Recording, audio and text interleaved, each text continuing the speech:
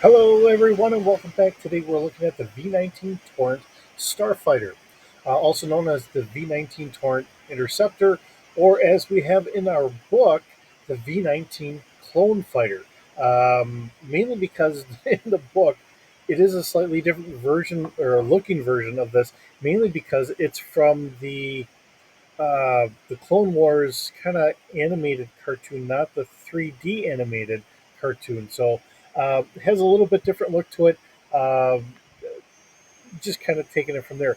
That version, I believe, is what we had gotten into the old Wizards of the Coast role playing game of Star Wars, mainly because Wizards of the Coast are or is the company that had the license and rights to the role playing game at the time. So this was a model of starfighter manufactured by Slane and Corporal. They were used by the Republic Navy during the Clone Wars, predominantly during the early stages of the war, participating in campaigns such as the Battle of Christophsis, um, the Malevolence Campaign, and Battle of Ryloth, the Battle of Camino, and the Battle of Sullust. It was eventually succeeded by the Alpha 3 Nimbus class V Wing starfighter. All right. The characteristics. So the V19 Torrent Starfighter, or the V19 Torrent Interceptor, was a sturdy, fast, and long-range space superiority. I can only speak here this morning. Starfighter produced by Slan and Corporal for the Galactic Republic's Navy forces. It possessed a flat, broad, and roughly square-shaped fuselage with a cockpit mounted far aft on the fighter's dorsal hull. The large domed canopy of the cockpit provided pilots with a great view of their surroundings, and an advanced QY77B avionics suite gave all necessity combat information here. The Starfighter also possessed two powerful ion engines. They were mounted in nacelles located port and starboard, that also contained the connections and control mechanisms for the fighter's primary S-foils. Furthermore, a third engine was housed on or in a third aft-mounted and ventral stabilizer, which, paired with a powerful repulsor lift system, made the V-19 very fast and nimble. In its role of a space superiority starfighter, the V-19 possessed an armament of mixed energy weapons and ordnance launchers.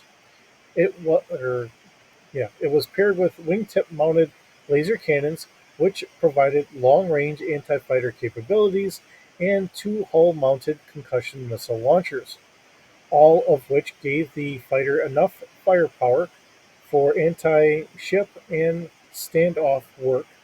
In addition, the V-19 did not come equipped with shield generators, but it was made up for with the starfighter's thick armor, sturdy hull, and its speed and agility. The V-19 served as a predecessor to the Alpha 3 Nimbus class V Wing starfighter in terms of usage and purpose.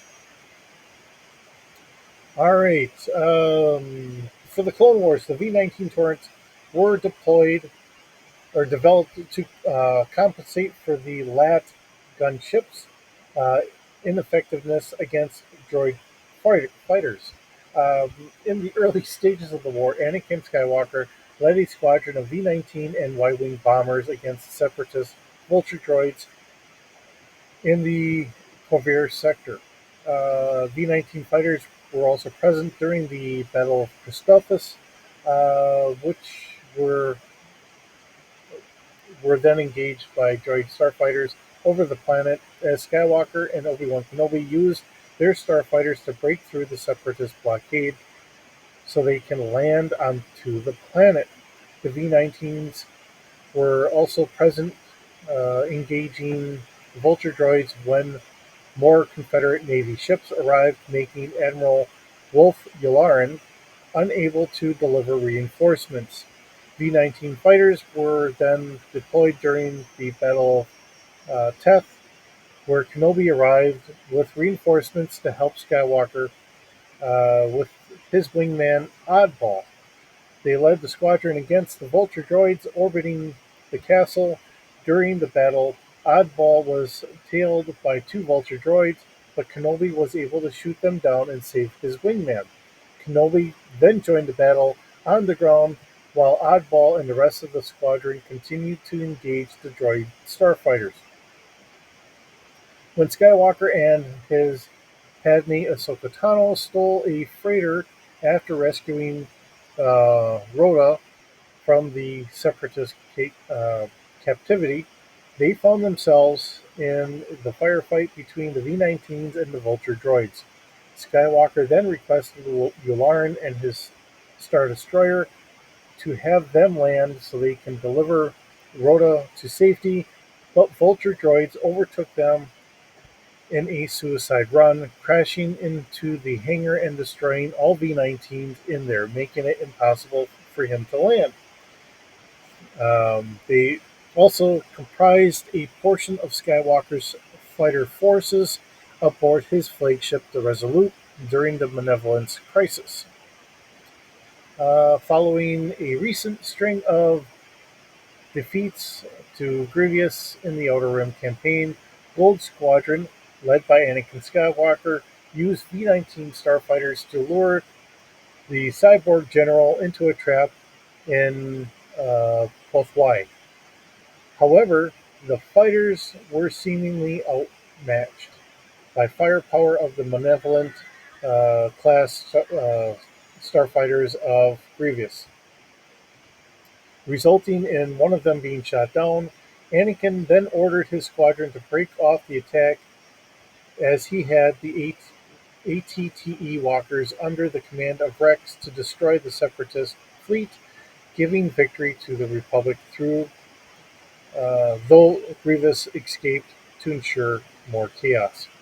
During the Battle of Quell, several V-19 fighters were deployed to defend Alia Sakura, her crippled fleet, from Vulture droids while she awaited for reinforcements led by Anakin Skywalker. Not long after, the V-19 fighters also saw action during the Battle of Ryloth, where Jedi Commander Ahsoka Tano led a squadron against the Separatist blockade led by Martok. However, they were caught in a trap and overwhelmed, resulting in Tano's second in command, Axe, being killed by a Vulture droid. The squadron was forced to retreat, with only two V-19s left out of the 15 that took part in the engagement. They would later break through the blockade with the support of BTL-B Y-wing starfighters after Martuk's droid's control ship was destroyed by the Venator-class Star Destroyer Defender, as Took himself escaped the destruction of his ship. V-19s also took part in the evacuation of Fusia, held by Plo Koon, to protect several gunships to aid in the evacuation of Tano, Skywalker, Kenobi, and their forces as they began to or be surrounded by Separatist ground forces. Koon ordered his wingman, Warthog, to protect the gunships while he took out Separatist fighters. Over their path, they reached the atmosphere after breaking through the blockade, but were pursued by a group of Vulture droids. Warthog was pursued by two of them, but Kloon was able to turn back and shot both droid ships down, but crashing Vulture droids careened and destroyed an ATTE walker, nearly killing Anakin and Obi-Wan. Following a failure to retrieve the holocron from Cad Bane, followed by following the Battle of Devarin, Bane, disguised as a clone trooper, Daniel, stole a V-19 Torrent from the Resolute, though Anakin ordered Yularen to deactivate the hyperdrive docking ring. It was too late as Bane used it to escape. Throughout the war, V-19s would later be replaced by aggressive reconnaissance 170 starfighters, though V-19s participated in a few battles such as the Battle of Melistar, where they escorted Y-wing bombers and ARC-170 starfighters to assist in the dropping of the electro-proton bomb. They destroyed, or they also provided escort to Duchess Satine's ship, the Cornet, following a skirmish orchestrated by Taya Merrick, who wanted to kill Satine, um, so the Death Watch can invade Mandalore. Several V-19s were also present in Mace Windu's flagship, the Endurance.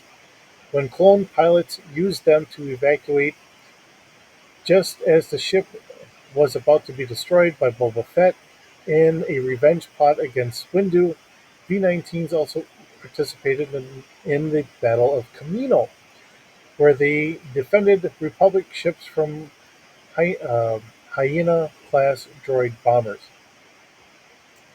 And they also participated in the Battle of Sullust, engaging droid fighters scrambling by the fleet led by I'm going to mess this up, so I'm just going to say Ventress. Uh, the V-19s also acted as aerial security over Camino's clone facilities until the V-19s took their place near the end of, uh, or the V-wings took their place. I'm sorry, at the end of the war. They also participated in the Battle of Coruscant, where Oddball had a few of them shoot down the droid tri-fighters to clear the way for Skywalker and Kenobi. All right, in the Age of the Empire, during the reign of Galactic Empire, these fighters were used by planetary defense forces, including the uh, Botchef Defense Force, which mounted a rebellion against the Empire. Additionally,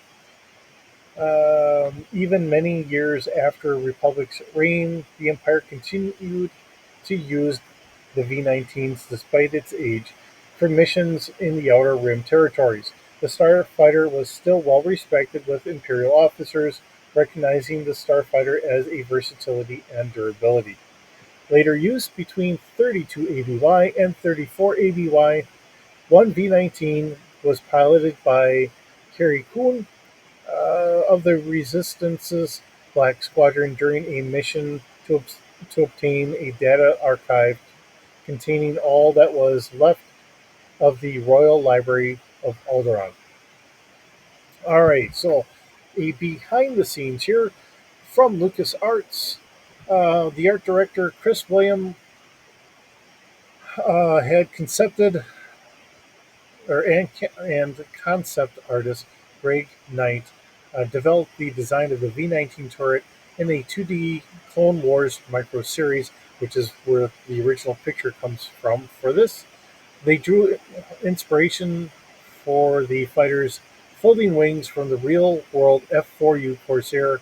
Concept art of the V19 for the 3D Star Wars The Clone Wars film was drawn by Tang Li. A Lego version of the fighter was released in 2008 and also this last year, and was also a playable vehicle in the non canon video game Lego Star Wars 3 The Clone Wars. In page 57 of the 2017 reference book, Star Wars on the Front Lines states the V 19 Torrent starfighter were developed late into the Clone Wars, though the Clone Wars film showed that they had been around since the first year in the conflict. Let's see. The laser cannons were often called blasters, which is very common in the Star Wars universe. All right. With that, let's get into our D6 stats and see what we have here today. All right, so looking at the V19 clone fighter as it's listed here in the books, and I do want to apologize for the the sound quality here today. I'm using the laptop, my microphone, which is over on the pool table, because I already had the computer up. It just I'm having more issues, so I will have to fix something around. Probably maybe change out this laptop sometime soon. We'll just kind of bear with it for now. And I do apologize. All right, so craft from the Slain and Corporal. Actually, if you look at it in the stats here, uh, the spelling of Slain is actually a little different than what we had in our write up uh, for the fighter. V19 clone fighter. This is an old Republic and Empire rated fighter. I would even say possibly even a general use afterwards. Rise of the Empires for the era. This is a short range assault starfighter at starfighter scale, roughly about 9 meters long. Let's see, we have a cargo capacity of 20 kilograms and enough consumables for about 2 days. We have a maneuverability of 3D plus 1, a space speed of 9, which does give it an atmospheric speed of 1,150 kilometers an hour. We have a hull strength of 3D plus 1 and a shield strength of 1D plus 1. So this adds shields that was not listed in our original write-up. Our sensor packet here today does give us a passive scan out to 2 kilometers at a 1D bonus, an active scan out to 3.5 kilometers at a 2D bonus, an active search um, out to 5.5 kilometers with a 3D bonus, and a focus out to 400 meters at a 3D plus 2 bonus. Now we do have 2 blaster cannons with a fire control of 1D and a damage of 5D. It doesn't say that these are fire linked, so keep that as you will. I'm going to say it's probably a fire linked. I think it's just a misjudging there. Um, it's also got 2 concussion missile launchers. Fire control is going to be 1D. There's only 3 rounds per launcher, and it does 8D for damage. Now, the fun thing is, if you look at the picture down at the bottom and you see how this is kind of drawn up, a very distinct, different look from what we see later on. This is a very angular looking starfighter compared to a more boxy with a domed cockpit later on. In some regards, this one almost looks a little bit better. In some ways, a little bit more aggressive looking starfighter. So take that for what it is. And here we are. With that being said, thank you so very much for joining me today. It's always wonderful having you here. I hope you're doing well, and I will see you in the next video.